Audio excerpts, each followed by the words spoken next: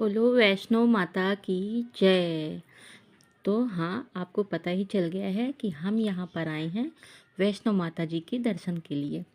और तो दर्शन के लिए आए हैं तो हम यहाँ पर पहुँच गए हैं और रात में हम लोग पहुँचे हैं। सुबह हमने चढ़ाई करना चालू कर दिया तो हमने अपने बेटे के लिए, छोटे बेटे के लिए हमने गाड़ी कर ली थी, क्योंकि हम लोग जो है ताराकोट वाले रास्ते से आए थे और उस मार्ग पर हमें ये गाड़ी मिल गई थी जो कि अर्धकुमारी तक के लिए ही मिली थी। और मेरे बड़े बेटे के लिए, जो जिसकी उम्र सिर्फ अभी 8 साल की ही है, इसके लिए मना कर दिया गया था। उन्होंने कहा कि आप अर्धकुमारी से कर लीजिएगा। तो बहुत ही हम हिम्मत दिला के हमने अपने बड़े बेटे को तैयार किया कि चलिए आपको हम आगे गाड़ी करेंगे।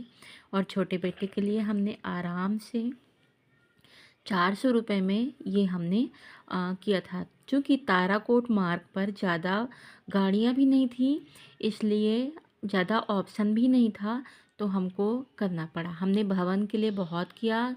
हमने ये भी कोशिश की कि शायद आप ज़्यादा ले लीजिए और आप हमको भवन तक भेज दीजिए, लेकिन उन्होंने मना कर दिया। और वहाँ जो भी 4-5 लोग खड़े थे, वो कोई भी भवन तक के लिए नहीं मान रहे थे। ज़्यादा पैसा देने पर भी नहीं मान रहे थे। तो ठीक है, कोई बात नहीं। हाँ, ये भैया ने बहुत ही अच्छे से हम लोगों के साथ ही जा रहे थे और कोई भी प्रॉब्लम नहीं आई। बस इन्होंने 50 रुपये ज़्यादा लिए और उनके खाने पीने के लिए बस हो गया, और इससे ज़्यादा चार्ज उन्होंने नहीं लिया। और बहुत ही अच्छा कि वो हमारे बच्चे को सेफ्टी से लेकर के और हमारे साथ ही जा रहे थे, तो हमें भी कोई प्रॉब्लम नहीं हुई। हम लोग भी बच्चे को रास्ते रास्ते में उसको नीचे भी उतार रहे थे ताकि उसका भी माइंड अच्छा रहे और फ्रेश रहे। तो ये देखिए, वो हंस खेल भी रहा है और गाड़ी में भी चढ़ रहा है। और मेरा बड़ा बेटा जो कि वो अब हालांकि खुश है, पहले खुश नहीं था कि मुझे भी गाड़ी पे बैठना है, लेकिन जब उसके लिए नहीं मिली तो वो खुशी खुशी चढ़ने लगा और इस ट्रिप को एंजॉय करने लगा।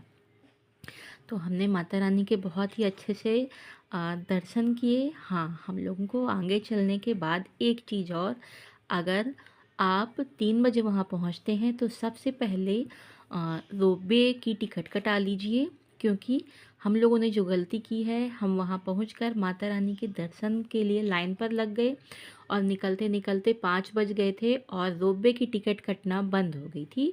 तो हम लोगों को भैरवनाथ के लिए भी चढ़ाई पैदल ही चढ़ना पड़ा था।